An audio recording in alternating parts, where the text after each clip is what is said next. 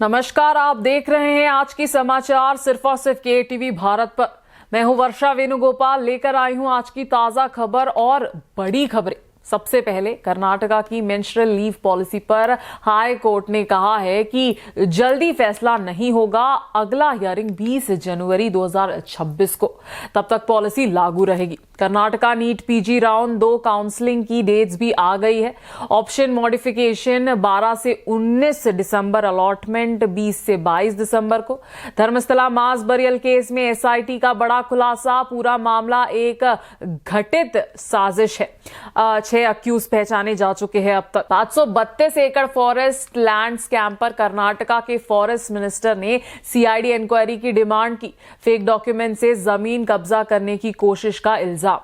Karnataka assembly में आज भरपूर हंगामा। बीजेपी का क्लेम कि 2422 फार्मर्स ने सुसाइड की, जबकि सरकार कहती है कि सेंटर ने 1 रुपया तक नहीं दिया। कर्नाटका हेट स्पीच बिल भी विधानसभा में पेश हुआ। हेट क्राइम पर 1 से 7 साल की जेल। केरला की 19 साल की एविएशन स्टूडेंट चित्रप्रिया की मर्डर केस में एक सस्पेक्ट पुलिस कस्टडी में। कांग्रेस का आरोप, बीजेपी ने गवर्नमेंट स्कीम का नाम पर इलीगल डोनेशन कलेक्ट किया और इंडिगो पर डीजीसीए की बड़ी एक्शन, फ्लाइट शेड्यूल का 10%। समाचार और गहराई से जानने से पहले आज की सुर्खियां भी जान लेते हैं। Deep fake Nirmala Sitharaman video ने बंगलुरु की एक औरत को फंसाया। 33 लाख रुपए का स्कैम।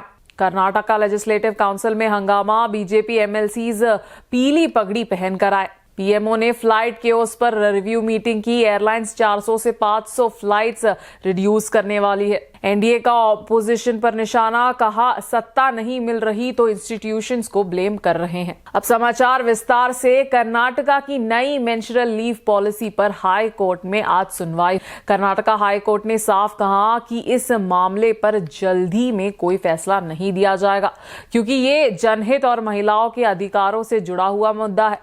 इसीलिए कोर्ट ने अगले सुनवाई की तारीख 20 जनवरी 2026 रखी है। यानी फिलहाल इस पॉलिसी पर कोई स्टे नहीं लगा है।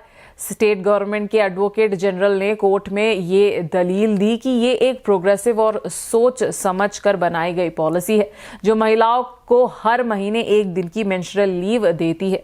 उनका कहना था कि दुनिया कई देशों में ऐसी पॉलिसी ऑलरेडी एग्जिस्ट करती है और कर्नाटका भारत का पहला स्टेट है जिसने इसे इंप्लीमेंट किया है। दूसरी तरफ कई कंपनीज और बंगलुरु होटल्स एसोसिएशन ने इस पॉलिसी को चैलेंज किया है। उनका कहना है कि सरकार ने बिना कानून में अमेंडमेंट किए सिर्फ एक ऑर्डर के जरिए पॉलिसी लागू कर दी, जो सही प्रोसेस नहीं है। कल कोर्ट ने इस पॉलिसी पर टेम्पररी स्टे दिया था, लेकिन कुछ घंटों बाद सरकार की दलील सुनने के बाद स्टे वापस ले लिया गया।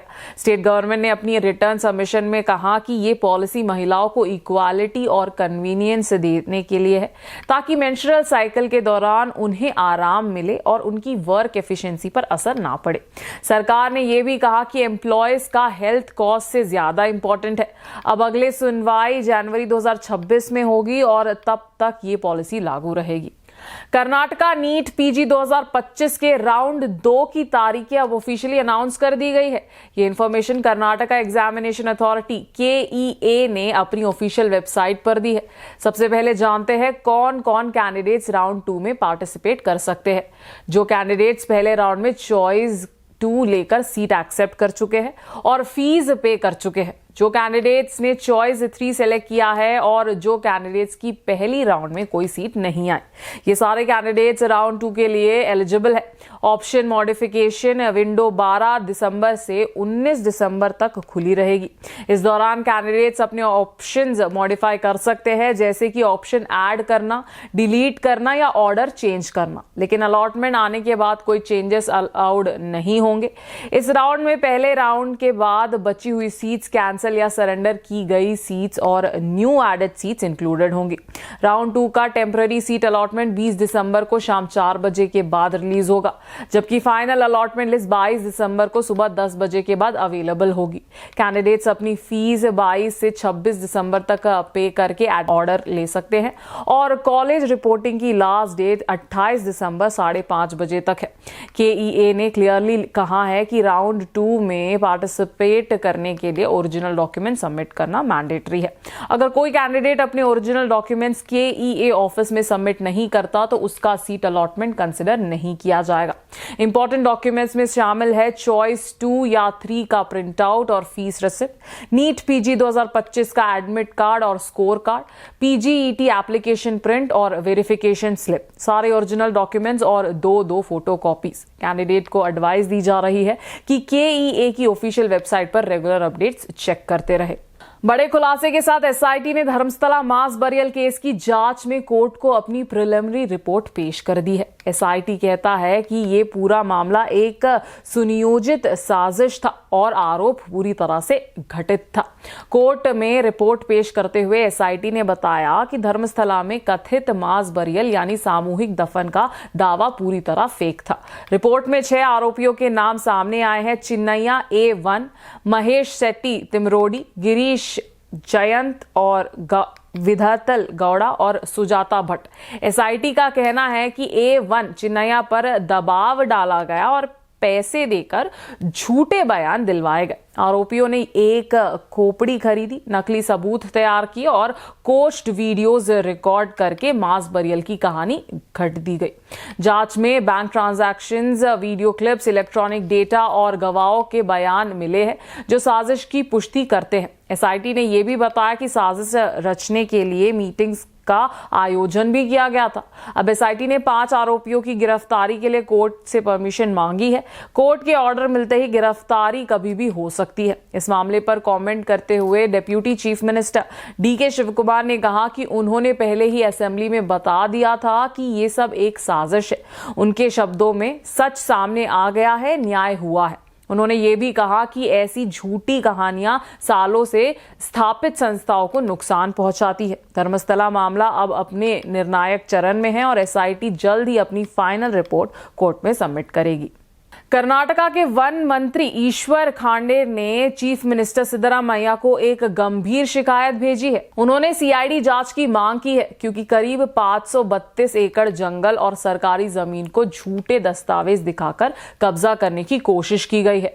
इस जमीन की कीमत है 25,000 करोड़ रुपए से भी ज्यादा। मंत्री खांडे के मुताबिक MB निम्मन्ना गौड़ा, जिन्हें मनमता भी कहा जाता है, उन्होंने हाई कोर्ट में एक याचिका दायर की और अदालत से आदेश लेकर 422 एकड़ रिजर्व फॉरेस्ट समेत 532 एकड़ जमीन अपने नाम करने की कोशिश की। यह दावा उसने इनम अबॉलिशन एक्ट के तहत बताया, लेकिन दस्तावेज झूठे होने के आरोप है। सबसे हैरान करने की बात यह है कि सरकार को मुकदमे की जानकारी समय पर नहीं दी गई। सरकारी वकील ने ना तो विभाग को बताया और ना ही समय पर अपील करने की सलाह दी। अपील करने के लिए सिर्फ 1 दिन बचा था, जो खुद एक बड़ी लापरवाही मानी जा रही है। मंत्री ने यह भी कहा कि आरोपी ने पहले भी नकली कागजों से सरकारी जमीन लेने की कोशिश की है। इतना ही नहीं, जब वन विभाग ने शिकायत दी तब भी मुदेगरे के सर्कल इंस्पेक्टर ने FIR दर्ज नहीं की, जिससे और शक गहरा गया। खांडेर ने आरोप लगाया है कि कुछ अधिकारी और सरकारी वकील भी पूरे गैंग को मदद कर रहे हैं, इसीलिए उन्होंने पूरी घटना की CID से विशेष जांच करने की मांग की है। फिलहाल सरकार ने इस मामले को गंभीरता से लिया है और जांच की तैयारी शुरू कर दी है। कर्नाटका में किसानों की हालत को लेकर विधानसभा में आज बड़ा राजनीतिक टकराव देखने को मिला।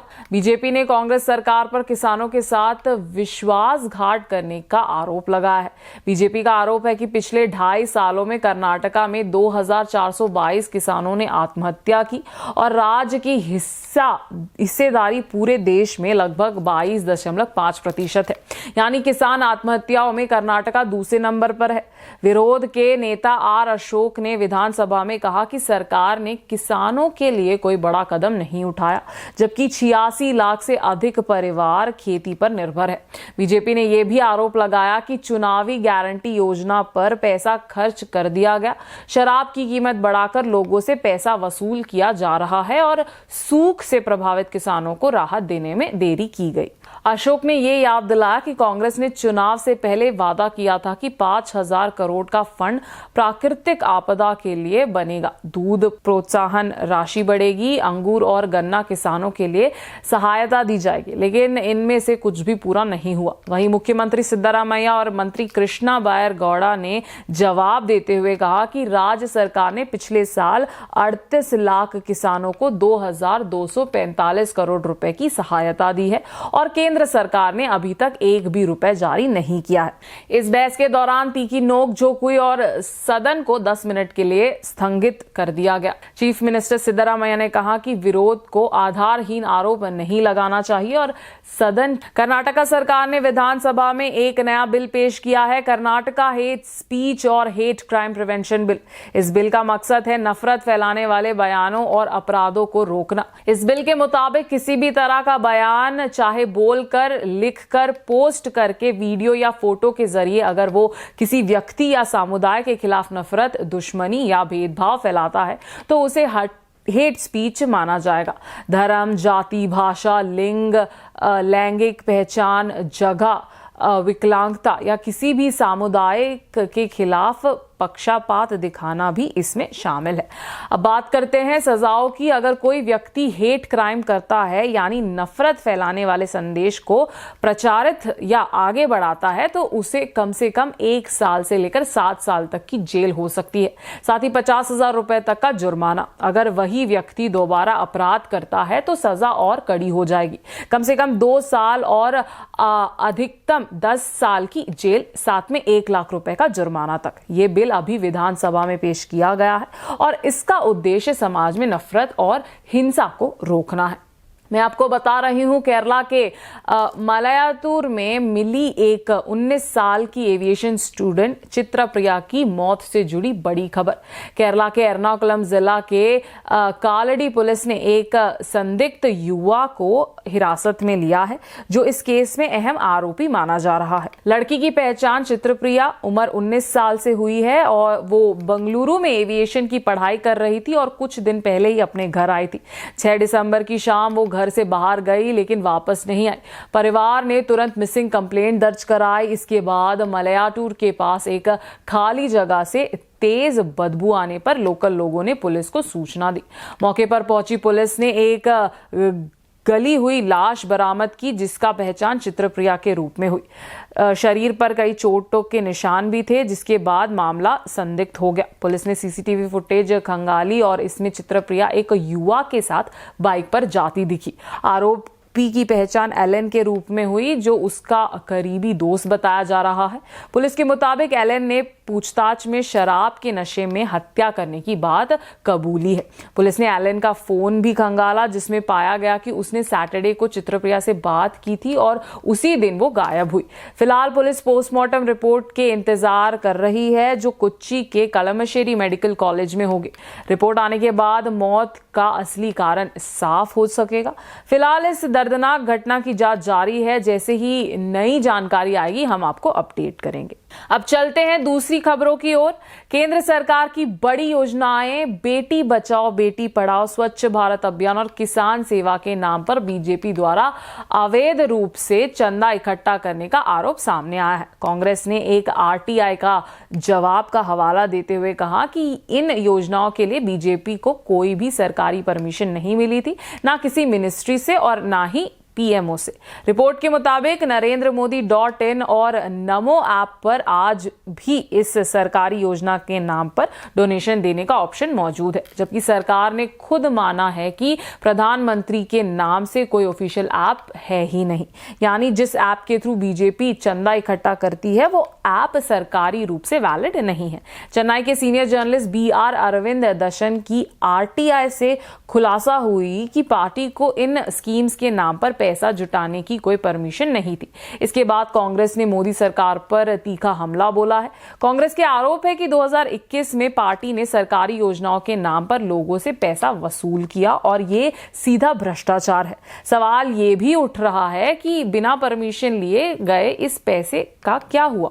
ये क्या किसी वेलफेयर प्रोग्राम में इस्तेमाल हुआ और क्या बीजेपी इसकी सफाई देगी? सांसद का शीतकालीन स्तर चल रहा है, इसीलिए इस मुद्दे पर सांसद में भी हंगामा होने की संभावना है।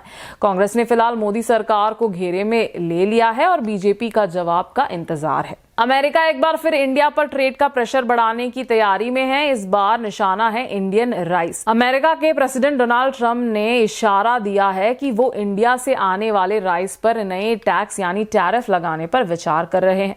ट्रंप का एलिगेशन है कि इंडिया, वियतनाम और थाईलैंड से आने वाले सस्ते राइस अमेरिकन फार्मर्स को नुकसान पहुंचा रहा है और अमेरिका के अंदर राइस के दाम गिर रहे हैं। इसी वजह से अमेरिकन फार्मर्स कई हफ्ते से रिलीफ की डिमांड कर रहे हैं। अमेरिकन सरकार ने फार्मर्स को $12 बिलियन के रिलीफ पैकेज का भी है और तुरंत बाद व्हाइट हाउस का स्टेटमेंट आया कि ट्रंप इंडियन राइस पर एक्स्ट्रा चार्ज लगाने पर सीरियसली सोच रहा है। ट्रंप ने तो यहां तक कह दिया, टैरिफ लगा दो, 2 मिनट में प्रॉब्लम सॉल्व हो जाएगी। बस इसी एक स्टेटमेंट ने इंडियन मार्केट में हड़कंप मचा दिया।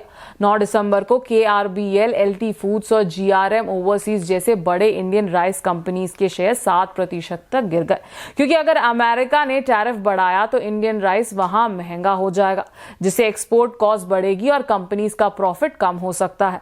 इंडिया पहले से ही कई अमेरिकन टैक्सेस का सामना कर रहा है, खासकर रशिया से सस्ता ऑयल खरीदने के बाद। अगर राइस पर भी चार्ज लग गए तो इंडियन फार्मर्स, ट्रेडर्स और एक्सपोर्टर्स को सीधा झटका लग सकता है। इसके अलावा अमेरिका में इंडियन राइस खरीदने वाले इंडियन कम्युनिटी की बड़ी संख्या है, उनके लिए भी दाम बढ़ सकता है। कुछ लोग फिर वियतनाम या थाईलैंड के राइस की तरफ मुड़ सकते हैं, जिससे इंडिया की मार्केट शेयर घटेगी। हालांकि एक्सपर्ट्स कहते हैं कि इंडिया का राइस अभी भी कई कंट्रीज से सस्ता है, फायदा बराबर है, लेकिन ये सब इस पर डिपेंड करेगा कि अमेरिका आगे क्या फैसला करता है। पिछले एक हफ्ते से इंडिगो लगातार हेडलाइंस में है। वजह लंबे फ्लाइट डिले, अचानक कैंसिलेशन और मैनेजमेंट की गड़बड़ी। देश भर के एयरपोर्ट्स पर पैसेंजर्स परेशान थे, लेकिन जवाब किसी के पास नहीं था। अब सरकार ने बड़ा कदम उठाया। DGCA ने इंडिगो को अपने फ्लाइट शेड्यूल का 10% कट करने का ऑर्डर दिया है। इंडिगो हर दिन करीब 2300 फ्लाइट्स चलाती है और अब लगभग 230 फ्लाइट्स कम हो जाएगी। ये बड़ी एक्शन कल हुई जब इंडिगो के CEO ने civil aviation minister Ram Mohan Naidu से मीटिंग की। सरकार ने पार्लियामेंट में भी क्लियर कहा, हम इस केस को हल्के में नहीं ले रहे हैं। इन्वेस्टिगेशन चल रही है और कड़ी एक्शन होगी। इसी बीच कई रिपोर्ट्स में खुलासा हुआ कि इंडिगो ने नवंबर में अपनी फ्लाइट्स तो बढ़ा दी थी, लेकिन स्टाफ उतना नहीं बढ़ाया गया। ऊपर से नए एविएशन रूल्स के प्रेशर नतीजे पूरे सिस्टम को गड़बड़ा दिए हैं। फिलहाल कमी को पूरा करने के लिए सरकार ने एयर इंडिया, स्पाइस जेट और आकाशा एयर को ज्यादा फ्लाइट्स चलाने को कहा है। एयर इंडिया तो कुछ रूट्स पर बड़ी वाइड बॉडी प्लेन्स भी लगा रही है। तो ये थे आज के ताजा अपडेट्स। देश और दुनिया की हर बड़ी खबर के लिए बने रहिए KTV भारत के साथ। मैं हूं वर्षा वेणुगोपाल, आपसे इजाजत लेती हूं। देखते रहिए KTV भारत।